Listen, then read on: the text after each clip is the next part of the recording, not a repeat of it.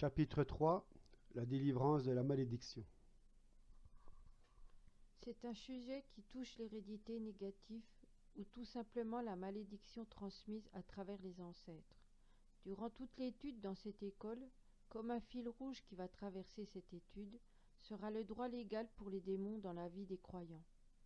Chaque fois qu'on sert dans la délivrance, on a affaire avec ça. Parce que tu ne peux pas chasser le démon rapidement et efficacement s'il a le droit légal d'être là. Voici une situation. Une sœur a demandé la délivrance. Le démon affirme qu'il ne sortira pas. En principe, tous les démons ne veulent pas quitter, puisqu'ils deviennent privés de leur habitation, surtout laquelle a été depuis plusieurs siècles d'une génération à l'autre. Comme dans le cas de cette femme. Il ne voulait pas quitter jusqu'au moment que l'Esprit Saint a révélé qu'il faut renoncer au désir de faire le péché concret, ne pas chérir ce péché dans son cœur et dans ses pensées. Le démon l'a quitté sans l'ordre donné tout de suite après qu'elle a renoncé à ce péché. Donc, avant cela, il a résisté, mais lorsqu'il a perdu son fondement, il ne pouvait plus rester. C'est pourquoi il est nécessaire de connaître la cause. Aucun esprit n'a aucun droit spirituel d'entrer dans la personne s'il n'a pas reçu le droit dans le monde spirituel. Ceci est important de savoir, surtout à ceux qui ont la crainte de la transmission des esprits lors du ministère. Non, les esprits ne se transmettent pas sans aucune raison. Ce ne sont pas des poux pour sauter d'une personne à l'autre. Ce n'est pas le virus contagieux que vous pouvez attraper. Il peut avoir une influence sur toi à la condition que tu as un fondement pour lui. Mais s'il n'a rien en toi, aucun droit légal, le péché que tu aimes, il ne peut rien faire. C'est pourquoi dans le monde spirituel, aucun démon ne veut pas entrer juste parce qu'il le veut. 1 Pierre 5 au verset 8. Soyez sobres et veillez, car le diable, votre adversaire, tourne autour de vous comme un lion rugissant, cherchant qui il pourra dévorer. Résistez-lui donc en demeurant ferme dans la foi, sachant que les mêmes souffrances sont imposées à vos frères qui sont dans le monde. Vous voyez, le diable ne peut pas dévorer qui il veut. Il cherche pourquoi? Parce qu'il a besoin des conditions favorables pour lui. Mais s'il trouve une brèche dans l'âme d'un croyant, il va profiter de cela pour apporter la destruction. Une bonne illustration. La fenêtre de la maison a une moustiquaire. Les moustiques ou les mouches le touchent, sautent dessus, mais ils ne peuvent pas passer à la maison. Le diable est appelé Belzébul, de l'hébreu Baal-Zébub, seigneur des mouches. Divinité adorée par les Philistins et considérée comme le prince des démons. Voir 2 Rois 2, 1, 2, 6, 2 Rois 1, 2, 6 et Marc 3, 22, 26. Le moustique ne peut rien faire, ne peut pas piquer aussi longtemps que la moustiquaire n'est pas touchée. C'est exactement comme ça dans le monde spirituel. Si nous marchons droit dans la foi, nous sommes sous la couverture, protection divine, et rien ne peut nous nuire. Il ne faut pas avoir des illusions concernant les démons. Ils sont tous des meurtriers. Ils ont tous rempli de la haine. Nous pouvons appeler différemment le droit légal, la brèche, la porte ouverte, le portail. C'est la même chose. Mais on doit comprendre que seulement cela permet à Satan d'atteindre sa victime. Apôtre Paul exhorte en disant: Éphésiens 4, au verset 27. Ne donnez pas une occasion d'agir au diable. N'ouvrez pas la porte. Ne faites pas de compromis avec impureté et l'iniquité. Nous savons que les non-croyants ne sont pas la cible pour les démons, car ils sont déjà sous le contrôle de Satan. Mais un des objectifs de Satan, c'est de détruire le corps de Christ sur terre, pour que l'Église ne soit plus efficace. Un club de dimanche, mais pas un royaume de Dieu sur terre. La réunion fraternelle avec un bon repas, les chants touchants, rien d'autre. C'est le but de Satan. Mais nous devons être conscients que ce n'est pas à cela que nous sommes appelés. Pierre nous conseille d'être sobres et de veiller. Qu'est-ce que ça veut dire? C'est une position où tu es alerte, prendre au sérieux le danger qui est subtil, savoir que ce n'est pas un jeu, la preuve que nous sommes gardés par Dieu et que Satan ne peut rien faire. Psaume 91, verset 1. Celui qui demeure sous la couverture du Très-Haut repose à l'ombre du Tout-Puissant. Job 1, verset 9. Et Satan répondit à Yahweh, est-ce en vain que Job craint Dieu? N'as-tu pas mis un rempart tout autour de lui, autour de sa maison, autour de tout ce qui lui appartient? Tu as béni l'œuvre de ses mains, et son bétail s'accroît dans le pays. Alors il faut vraiment se débarrasser de la peur que le diable va nous attraper sans aucune raison. C'est un faux raisonnement qui développe une fausse foi, laquelle peut justement contribuer à attirer les démons, car la peur ne vient pas de Dieu. Il y a ceux qui ont peur de servir dans ce ministère à cause des attaques des esprits. Malheureusement pour eux, à cause de la fausse perception, ils ont développé la fausse foi et ils ont attiré ce qu'ils ont cru. Mais ceci est complètement en opposition à la parole de Jésus. Luc 10. Voici, je vous ai donné le pouvoir de marcher sur les serpents et sur les scorpions, et sur toute la force de l'ennemi, et rien ne pourra vous nuire.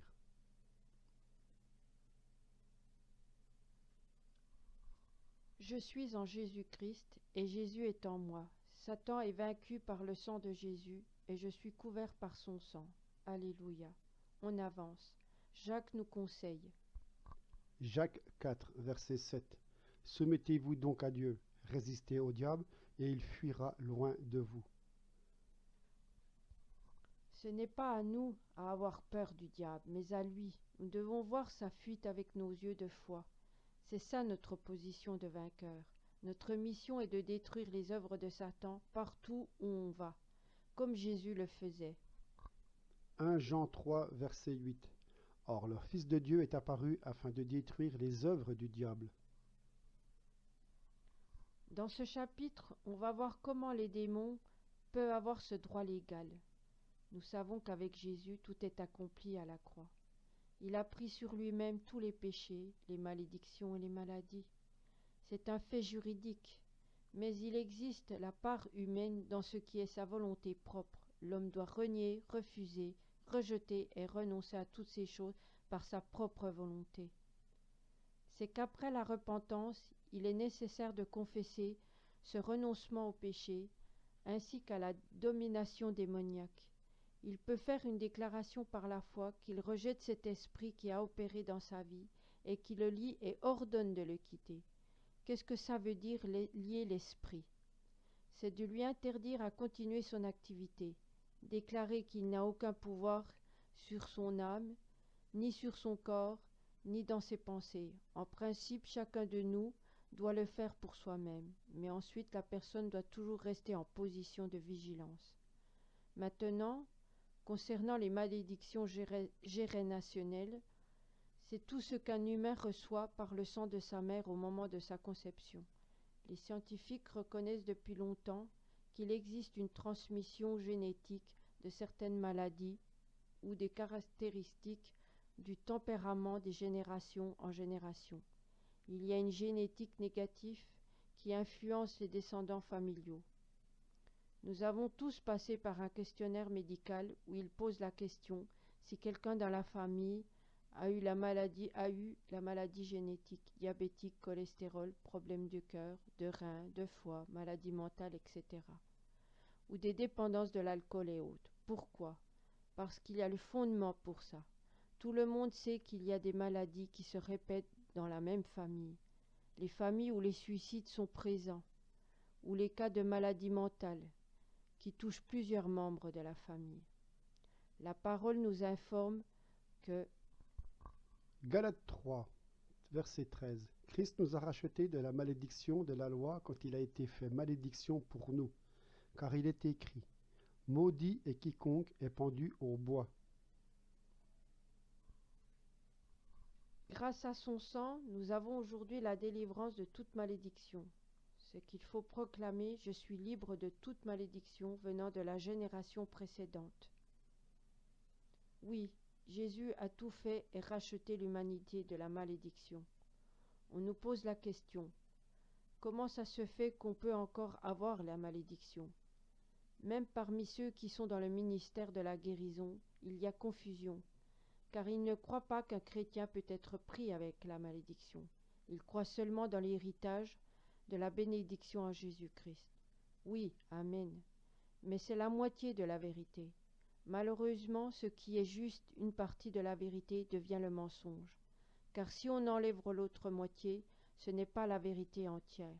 L'héritage de la bénédiction s'obtient par la foi et non pas automatiquement. Il faut balayer tout ce qui est venu du passé, comme c'est mentionné dans le passage dans le livre de Nombres 33, 51, 56. C'est une position active et non pas passive, où tu peux juste répéter sans cesse « je suis béni, je suis béni ». Dans la réalité, tu as la destruction, la misère, toujours pris avec l'alcool ou d'autres choses. Dans la vie réelle, tu es quelqu'un qui est né dans une famille où tous les hommes alcooliques ou fornicateurs, ou encore, rendus à un certain âge, tous les hommes terminent la vie par un suicide. Tu t'es repenti, donné ta vie à Jésus. Si la malédiction est brisée automatiquement, pourquoi tu es encore pris avec ça, malgré tes 10 ans dans le Seigneur? Pourquoi le même péché revient constamment? Pourquoi il y a ainsi que de la même chose que les autres membres de la famille avaient, même si les anciens dans l'Église reprennent régulièrement, malgré l'excommunication, rien qui fonctionne, mais aussitôt qu'on prie pour la délivrance, le démon responsable de la malédiction ancestrale se manifeste. Il suffit de renoncer au péché de ses ancêtres et ordonner ce démon de quitter et la victoire est obtenue. C'est comme avec les maladies. Nous savons que la parole déclare que par les meurtrissures de Jésus, nous sommes guéris. Mais pourquoi dans ce cas, il nous demande quand même d'imposer les mains sur les malades? Si cela est automatique, nous devons tous être en bonne santé tout de suite après notre conversion. Non. Nous devons prendre une position active, exercer notre autorité à la foi. Il existe plusieurs types de malédiction. Premièrement, elle est ancestrale par la lignée matérielle et paternelle. Deuxièmement, par le serviteur de l'occultisme. On verra plus loin l'occultisme dans un autre chapitre. 3. Par les mauvaises déclarations de quelqu'un qui a autorité supérieure. 4. Automalédiction, par ses propres paroles prononcées. La malédiction n'est pas quelque chose d'abstrait. Ce n'est pas un nuage mystérieux qui tout à coup nous environne ou vous environne. Non, c'est un mécanisme déclenché par la porte ouverte pour que le ou les démons puissent effectuer leur œuvre destructive. C'est pourquoi lorsque nous parlons de la malédiction, on entend par cela la chasse de démons, toujours. Il y a un héritage spirituel et physique, cela comme pour les bonnes choses et également pour les mauvaises. On reçoit de nos parents des qualités, des talents, ainsi que les défauts et les dépendances. On est d'accord. L'héritage spirituel, lequel a un impact sur la postérité. Lisons Genèse 12, 3. Je bénirai ceux qui te béniront, et je maudirai ceux qui te maudiront, et toutes les familles de la terre seront bénies en toi. 2 Timothée 1, verset 5. Je conserve en effet le souvenir de la foi sincère qui est en toi. Elle a premièrement habité en Loïs, ta grand-mère est en Eunice, ta mère, et qui, j'en suis persuadé, habite aussi en toi. Évidemment, les ancêtres pieux transmettent un bon héritage spirituel, et les ancêtres injustes l'héritage mauvais. On comprend bien cela. 1 Pierre 1, 18. Sachant que ce n'est pas par des choses corruptibles, comme l'argent ou l'or, que vous avez été rachetés de votre vaine manière de vivre que vos ancêtres vous avaient transmise. Parmi nous, il y a ceux qui ont eu les parents spirituels, comme Paul était pour certains le père de la foi qui a engendré par l'Évangile ses enfants spirituels. Et nous pouvons aussi recevoir de nos parents spirituels un mauvais héritage, à travers les enseignements erronés et la soumission à ces enseignements. Lisons Apocalypse 2, verset 21. Et je lui ai donné du temps, afin qu'elle se repente de sa relation sexuelle illicite, mais elle ne s'est pas repentie. Voici, je vais la jeter sur un lit, et mettre dans une grande tribulation ceux qui commettent l'adultère avec elle. S'ils ne se repentent pas de leurs œuvres, et je détruirai ces enfants par la mort, et toutes les églises sauront que je suis celui qui sonde les reins et les cœurs, et je rendrai à chacun de vous selon ses œuvres. Par ce passage, on voit que ceux qui ont accepté et même pratiqué les mêmes choses que leurs parents spirituels, ils seront détruits. Ce sont les paroles de Jésus lui-même. C'est vraiment sérieux. Malheureusement, il y a des dénominations entières qui reçoivent la malédiction par les fausses doctrines démoniaques, et surtout là où qu'ils blasphèment contre le Saint-Esprit en attribuant Satan les dons de l'Esprit Saint. Lisons 1 Timothée 4 au verset 1. Mais l'Esprit dit expressément que dans les derniers temps, quelques-uns se détourneront de la foi pour s'attacher à des esprits séducteurs et à des doctrines de démons.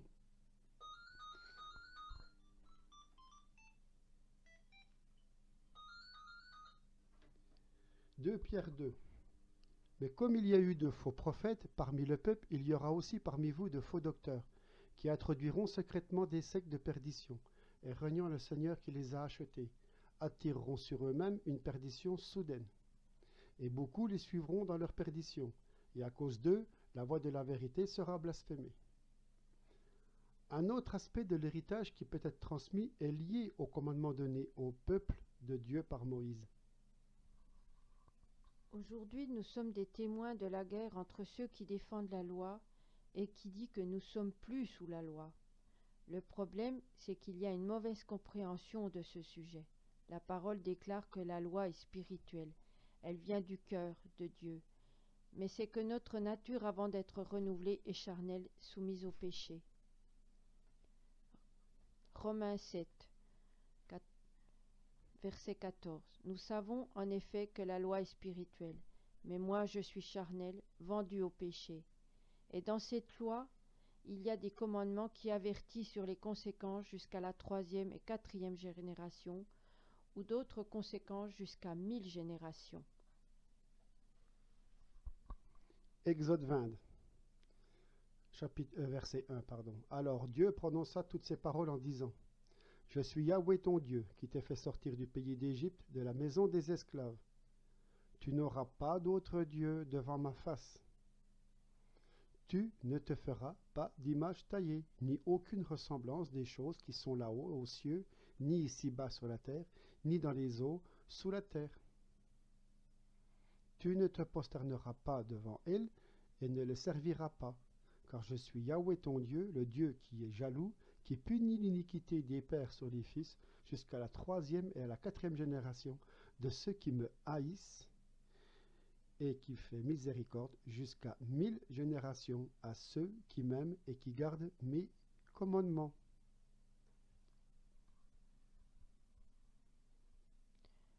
Comme vous voyez ici, Dieu punit les enfants pour les transgressions de commandements par les parents, et cela jusqu'à la 4e génération. Oui, c'est vrai que Jésus nous a rachetés, mais avant cela, nous avons eu nos grands-parents, lesquels peut-être ont eu la pratique des choses interdites par les commandements de Dieu. Cela, une fois déclenché, reste actif dans la vie d'un chrétien. Comment ça fonctionne? Par exemple, certains pratiquants de l'occultisme, pour avoir plus de pouvoir, doivent vendre leur prospérité aux démons, une alliance avec les démons, ou faire un sacrifice humain, comme qu'ils appellent ça, consacré à Satan. Donc cela permet aux démons de prendre possession de la vie de la génération suivante, et si cela n'a pas été arrêté par la prière de renoncement, tout reste en vigueur. L'enfant est né, mais jusqu'à un certain âge, il ne ressent rien de spécial, mais aussitôt qu'il atteint l'âge de raison, il commence à avoir un intérêt intense pour tout ce qui est mystique. Il aime des films et des livres avec tout ce qui contient la sorcellerie, la magie, occultisme. Et tranquillement l'action de ces démons commence. Après un certain temps, cet enfant va avoir la difficulté de croire en Dieu, à cause que le monde spirituel est déjà visible à ses yeux. Sauf que c'est de l'autre côté. Et pour lui, il est tellement réel qu'il ne voit pas la nécessité de chercher Dieu. Mais si quand même plus tard, par la grâce de Dieu, il s'est converti à Dieu, et s'il brise la malédiction, ces démons se manifestent au moment du renoncement. Il y a un autre type d'esprit qui est transmis à travers les générations. C'est un esprit conducteur qui joue le rôle de protecteur de la famille depuis plusieurs générations. Il est appelé l'esprit familial ou esprit de sang. Quelqu'un un jour l'a invoqué, cela a apporté un soulagement, et depuis ce temps-là, il tient cette famille sous sa couverture. Dans les cultures païennes, on peut observer ces choses qui sont exprimées par les petites statues ou objets dédiés à ces esprits.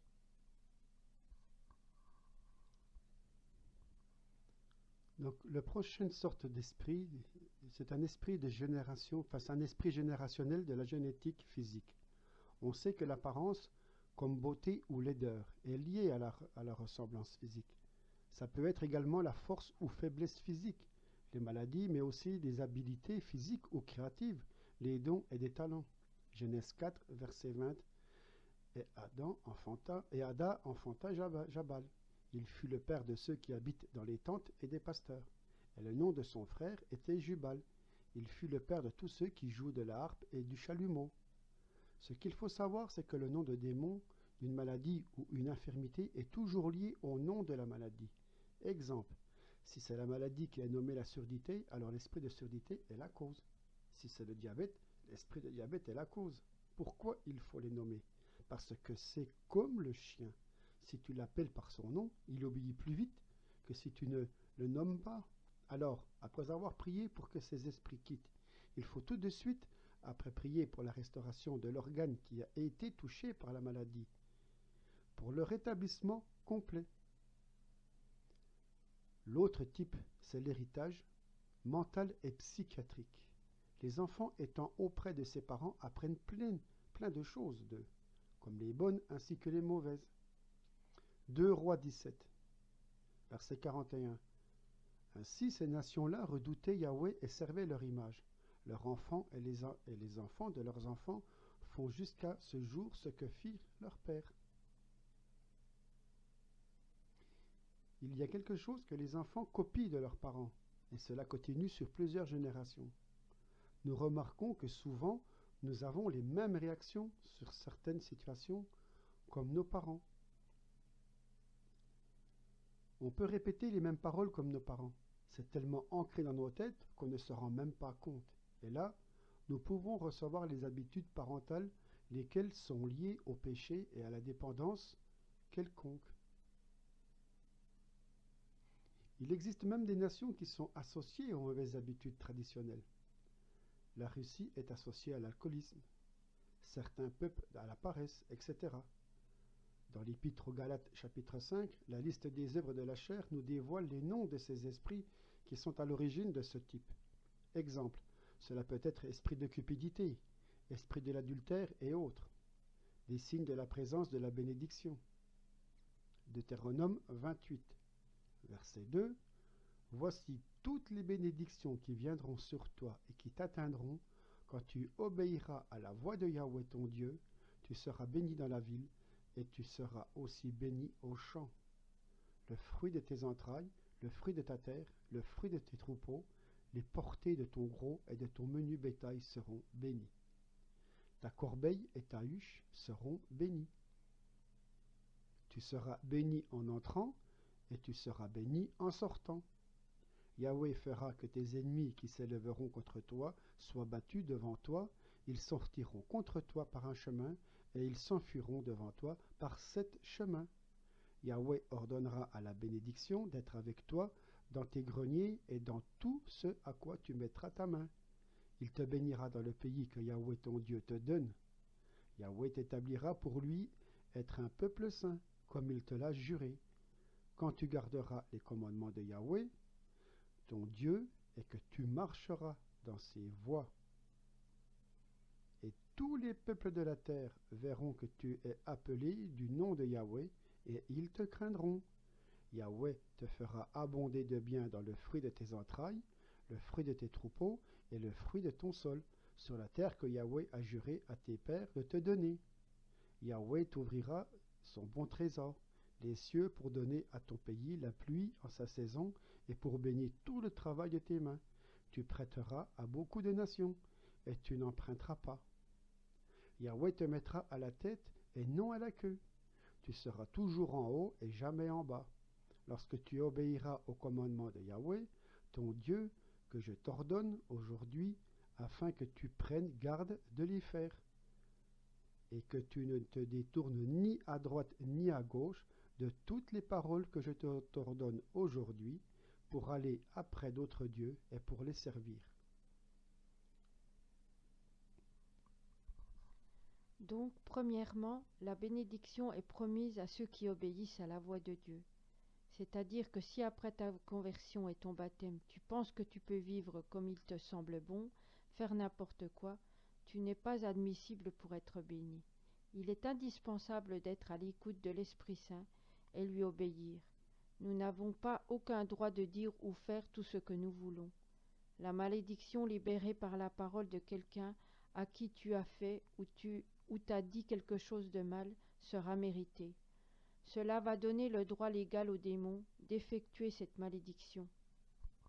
Proverbe 26, verset 2. Comme l'oiseau est prompt à s'échapper et l'hirondelle à s'envoler, ainsi la malédiction sans cause n'atteint point. Si la cause a eu lieu, la malédiction déclenchera. Exemple, tu es un plombier, le travail que tu as effectué n'est pas correct, il y a des défauts, le client n'est pas content. Mais si tu le laisses avec sa colère, il prononce une parole comme ceci, que tes mains se sèchent.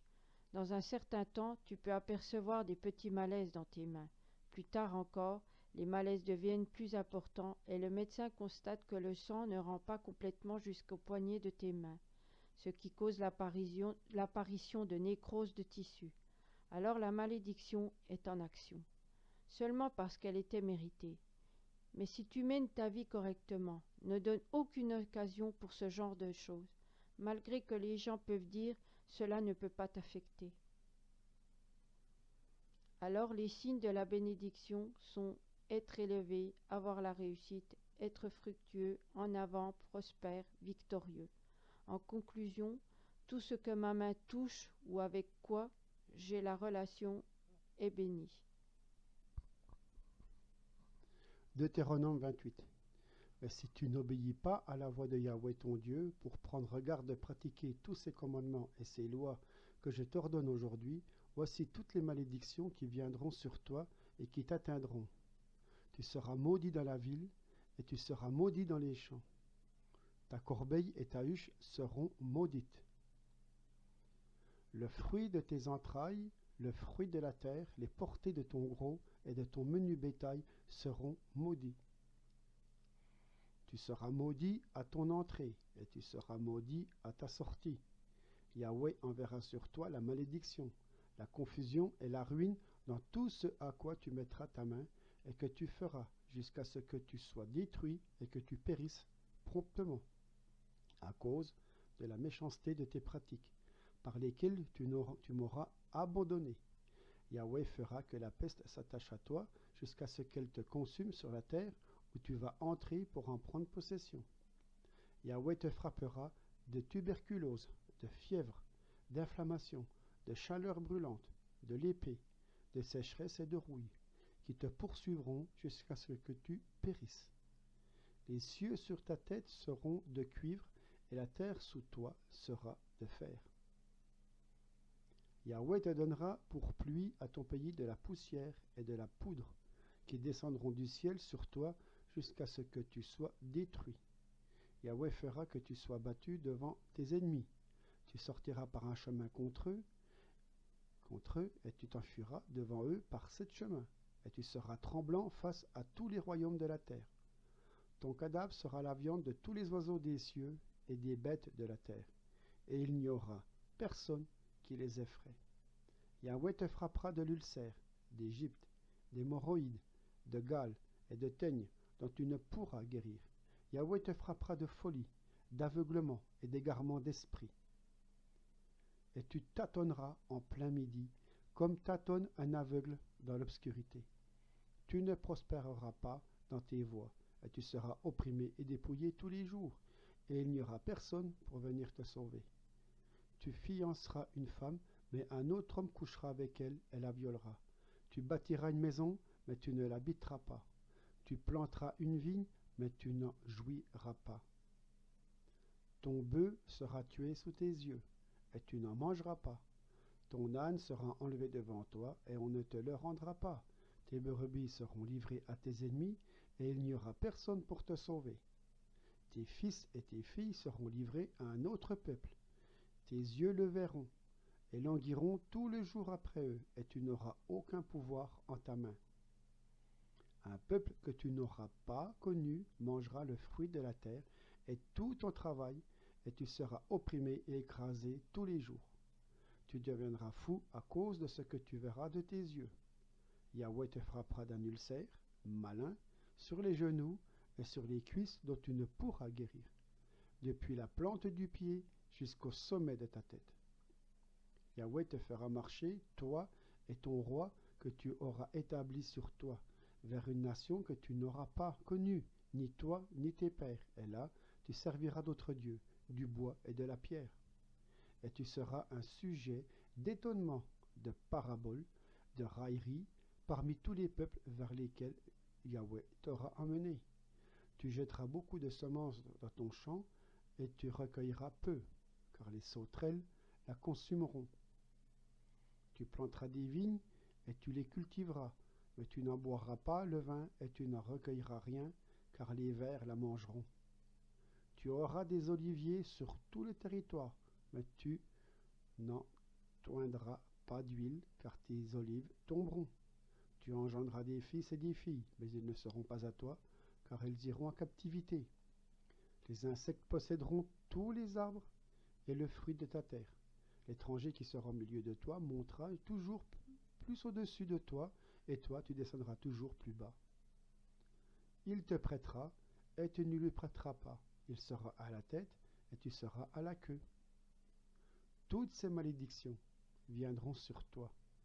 Elles te poursuivront et t'atteindront jusqu'à ce que tu sois détruit, parce que tu n'auras pas obéi à la voix de Yahweh, ton Dieu, pour garder ses commandements et ses lois qu'il t'a ordonnées. Et ces choses seront à jamais pour toi et ta postérité comme des signes et des prodiges. Et parce que tu n'auras pas servi Yahweh ton Dieu avec joie et de bon cœur, malgré l'abondance de toutes choses, tu serviras dans la faim, dans la soif, dans la nudité et dans la disette de toutes choses. Ton ennemi que Yahweh enverra contre toi, il mettra un joug de fer sur ton cou jusqu'à ce qu'il t'ait détruit. À l'inverse, les signes de la malédiction qui est présente dans la vie, être humilié, écrasé, psychologiquement ou émotionnellement. Infertilité, infructueux, les fausses couches et déséquilibres menstruels chez les femmes, les maladies inconnues, les maladies génétiques, les rejets entre les membres de la famille, parents, enfants, enfants-parents, et la destruction des familles. Il m'arrive constamment des malheurs, problèmes financiers chroniques, la misère. La répétition des histoires familiales, comme la mort précoce de la maladie, des accidents, des suicides. La malédiction comme une constante destruction du succès, comme un nuage foncé du passé, laquelle vole le succès et la joie. La conclusion ici, c'est la destruction dans tout ce que tu es touché par la personne concernée ou dans la relation avec elle. Comment régler les malédictions? La 1. La ligne spirituelle. Si au moment de la nouvelle naissance, ces signes ne sont pas partis, il faut prier avec la prière de renoncement à tout ce qui est lié à la malédiction concrète et à chasser le démon qui est responsable de l'accomplissement de cette malédiction. Ensuite, la prière de bénédiction. 2. La ligne génétique. La même chose. Si la maladie génétique n'est pas partie à la nouvelle naissance, la prière est nécessaire pour renoncer à la malédiction ancestrale et chasser le démon, et la prière de bénédiction ensuite. Un modèle de la prière pour la délivrance de la malédiction. Père céleste, je sais que tu m'aimes. Tu as envoyé ton Fils Jésus-Christ pour détruire toutes les œuvres de Satan et de tout le mal dans ma vie. Je te remercie pour le sang précieux de Jésus, et je crois que par le sang de Jésus je suis racheté, lavé de tout ce qui est mal, de toutes les malédictions. C'est pourquoi tout mauvais héritage doit être enlevé de moi, tout ce qui pouvait venir de mes parents physiques et spirituels. Je renonce de tout héritage spirituel qui n'est pas de toi. Je reçois en ce moment la rédemption complète et la délivrance complète au nom de Jésus. Et concrètement, en cet instant, je renonce. Tout ce qui vient en mémoire, qui est en rapport avec la malédiction, doit être énuméré. Alcoolisme, perversion sexuelle, la schizophrénie, suicide, phobie, infertilité. Seigneur Jésus, je proclame que tout cela n'a plus de pouvoir sur moi, aucune puissance. Je te remercie, Père, pour la libération totale en ton Fils Jésus-Christ. Il est mon Seigneur et mon Sauveur. Il est le libérateur de toute malédiction. Amen. La prière pour chasser le démon. Par le nom de Jésus, en cet instant, j'ordonne de partir. Donc il faut nommer la malédiction qui a eu lieu. Par le nom de Jésus, je commande à cet esprit démoniaque qui opère cette malédiction de se manifester immédiatement et sortir dehors. Je te renonce, je te lie au nom de Jésus. Je t'interdis désormais d'agir dans mon âme, dans ma vie, dans ma famille. Je t'ordonne, esprit démoniaque, de te lever immédiatement et quitter au nom de Jésus. Jésus m'a racheté au prix de son sang précieux. Désormais, tu n'as aucun pouvoir de me faire souffrir et détruire ma vie. Au nom de Jésus-Christ, sors immédiatement. Toute la malédiction ancestrale, sors, l'esprit de la malédiction. Par le nom de Jésus, je te chasse de ma vie. Dehors maintenant. Faire un grand souffle ou tousser quelquefois ou faire des grandes respirations, ceci est une position active pour permettre aux démons de sortir. Quoique peut-être, il y en a beaucoup qui s'amusent avec ça aussi. Père Céleste, au nom de Jésus, je proclame la promesse donnée dans la Galate 3, verset 13. Je suis racheté de toute la malédiction. Jésus est devenu la malédiction à ma place pour que je puisse recevoir la bénédiction d'Abraham. Maintenant, par la croix de Golgotha, je traverse de la malédiction à la bénédiction d'Abraham. Merci Seigneur, tu l'as béni de tout. J'accepte et je reçois la plénitude des promesses de Dieu, des bénédictions de Dieu à travers la croix de Golgotha, au nom de Jésus. Et non pas seulement dans ma propre vie, mais aussi dans la vie de mes descendants. Je proclame que mes enfants, petits-enfants, ainsi que leurs enfants, tous les descendants ensuite, personne d'eux ne seront pas sujets de cette malédiction, parce que le sang de Jésus a lavé et racheté toute l'humanité. Au nom de Jésus, tous les esprits impurs, je te chasse maintenant de tout mon genre. Va-t'en et ne reviens plus jamais.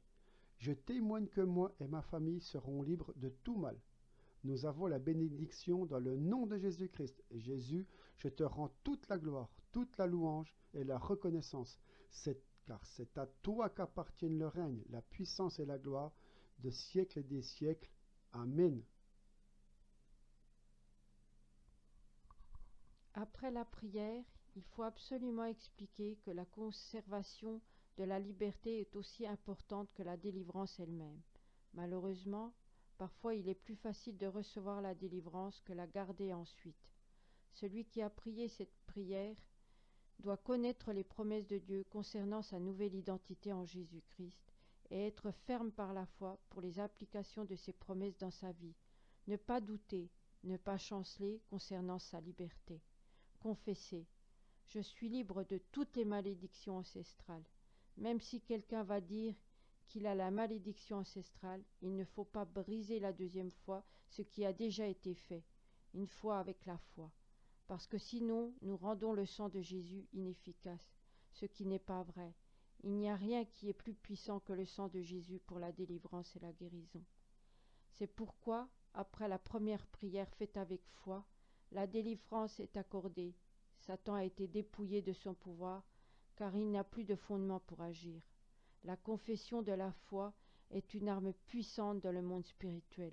Seulement si celui qui a prié n'a pas tout compris et n'a pas reçu la délivrance complète, là il peut avoir la deuxième foi pour la compléter. Quelqu'un remarque des changements immédiatement, quelqu'un plus tard. Il faut juste être attentif. Il faut être disposé de recevoir de la part de l'Esprit Saint des directives pour faire quelque chose. Il faut obéir à ses demandes.